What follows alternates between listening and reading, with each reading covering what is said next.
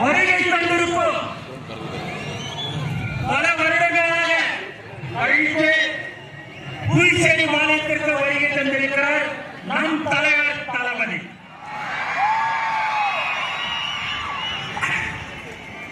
உண்மையான